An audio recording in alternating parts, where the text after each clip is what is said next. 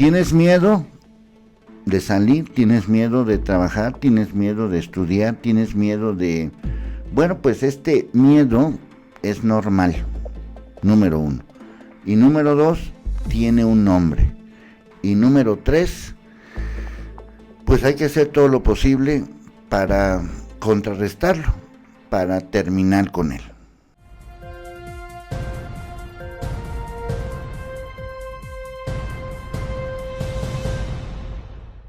Ya los especialistas le pusieron de nombre síndrome de la cabaña.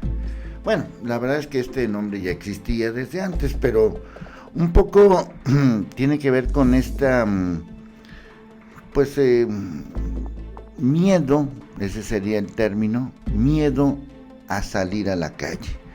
Miedo a que después de todas estas etapas de confinamiento, de cuarentena, pues nos enfrentemos a la nueva realidad ya en condiciones que no conocíamos o que son diferentes. Para algunas personas hay un miedo, y aquí lo quiero definir según lo que dicen los especialistas, hay este miedo a salir de la casa.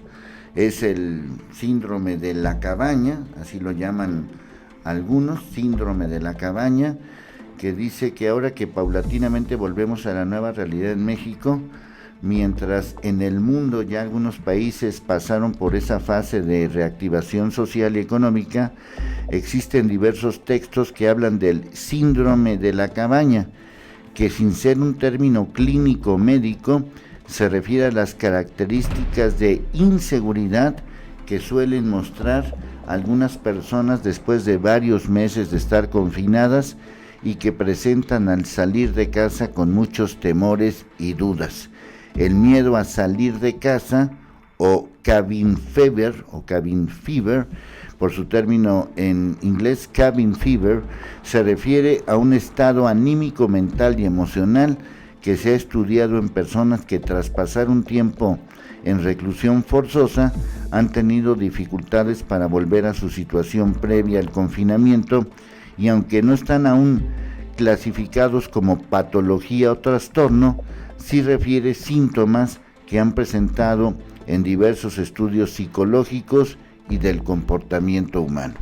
Bueno, pues esta es una manera, siento yo que muy clara de definir de qué estamos hablando, y que pues nos tiene que llevar a esta situación que en su momento ya la habíamos comentado, pero que en su momento vale la pena señalar, que es que han aumentado las llamadas de emergencia 911 por violencia contra las mujeres, aumentaron prácticamente 46%, según los datos que dio a conocer la señora Olga, la encargada de la Secretaría de Gobernación. De acuerdo con las estadísticas por violencia contra las mujeres, se recibieron prácticamente 90,000 de enero a junio de 2019, mientras que para el mismo periodo del presente año se recibieron 131,000. Esto es quizás una consecuencia de justamente esto que podríamos llamar síndrome de la cabaña, que pues en términos reales es este miedo a que tengamos que enfermarnos o hay diferentes cosas, temor a salir a la calle, volver a ver personas, retomar el lugar en el trabajo presencial. El síndrome de la cabaña, que es como se conoce al conjunto de síntomas que muchos están experimentando estos días, no es un problema serio ni mucho menos patológico. De hecho, técnicamente ni siquiera se trata de un síndrome, sino que esa mezcla de reticencia, poca apetencia, miedo a volver a socializar o interactuar, es un sentimiento de lo más normal tras el periodo de confinamiento, tal como explican estos expertos. Es decir, no es una cuestión no es una enfermedad, no es que me esté volviendo loco, sino que es parte de una situación que, como pueden ver, está documentada en diferentes formas y en diferentes medios.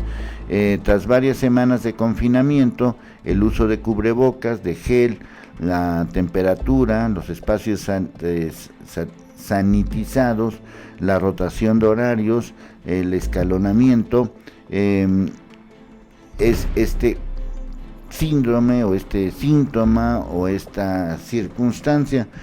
Una doctora de la UNAM recomendó que si el miedo impide a las personas hacer sus actividades, se realicen aproximaciones sucesivas de manera gradual, es decir, no salir de un día para otro. Para empezar, se pueden establecer metas pequeñas, como depositar la basura al exterior, ir a la tienda. De esta forma la persona podrá manejar la ansiedad y el miedo. Además, se recomienda planear un protocolo de entrada y salida familiar, considerar cuál será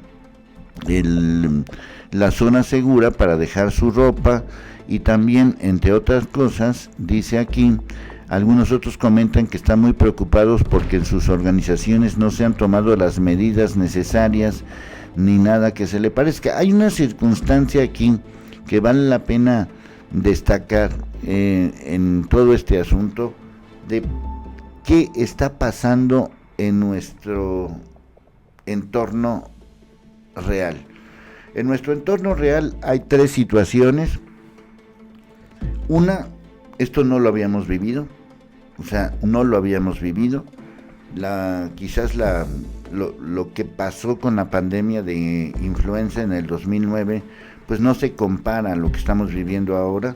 Y quizás la última vez que se vivió algo semejante fue justamente hace 100 años, con la llamada gripe española o con la peste española, como también algunos los llaman, aunque curiosamente en España no surgió esto. Así que esta generación humana no hemos vivido este tipo de confinamientos, de encierros y de cuarentenas como sociedad en general.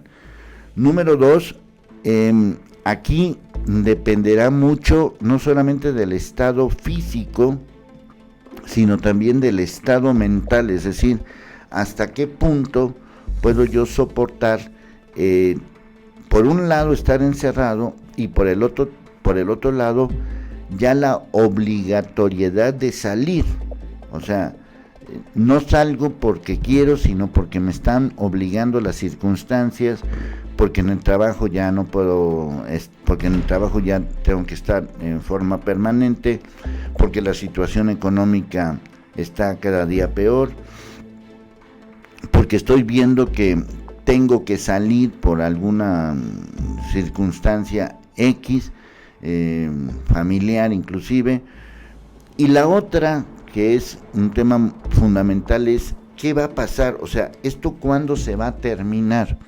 Y esta incertidumbre de no sabemos cuándo va a terminar es quizás lo que nos lleva a este tipo de problemas de miedo, ansiedad, que sí se está notando. De hecho, en el momento en que estoy grabando este video, está reunida precisamente la doctora Olga, o la señora Olga, la encargada de gobernación, con varios gobernadores, justamente analizando este tema, que pues más allá de lo político, más allá de lo que esto significa, pues quizás la experiencia que ya han vivido algunos otros países, como en Europa, en algunos países de Europa se han presentado este fenómeno, que no es una enfermedad, pero que afecta a altos niveles, impidiendo que la gente pueda salir de su casa pese a que ya no existan medidas de confinamiento. Hay este miedo. El síndrome que se refiere es un conjunto de síntomas y reacciones emocionales ante una determinada experiencia. A este tipo de cosas mucha gente la llama, y la ha llamado durante, pues que es una palabra que ahorita está como de moda, es una palabra que se llama creo que no se vio lo anterior, pero espero que ahí me ayuden a poner ¿cómo se llama? El texto completo, que es la resiliencia, que eso ya lo habíamos comentado en alguna ocasión, me cuesta trabajo esta palabrita, resiliencia, que es la capacidad que tiene una persona para superar circunstancias traumáticas como la muerte de un ser querido o un accidente. O sea, la capacidad para superarme a mí mismo y la capacidad para que esto no me esté afectando de esta manera. Miren, yo no soy psicólogo ni soy nadie para poder dar consejos de este tipo, pero lo único que sí sé y me consta es que va a existir una nueva forma de convivir con los seres humanos y que esta incertidumbre puede generar un miedo que lo estamos viendo en una escalada de violencia afuera y adentro, que lo estamos viviendo en un desgaste económico de todos y que lo estamos viviendo en una incertidumbre de no saber cuándo va a terminar. Yo considero que lo importante es que la gente que siente este tipo de situaciones, lo pudieron ver aquí, hay muchos textos que lo explican y que de alguna manera deben de ayudar a esto que pues se llama nueva normalidad, que dicho sea de paso, nos está afectando a todos.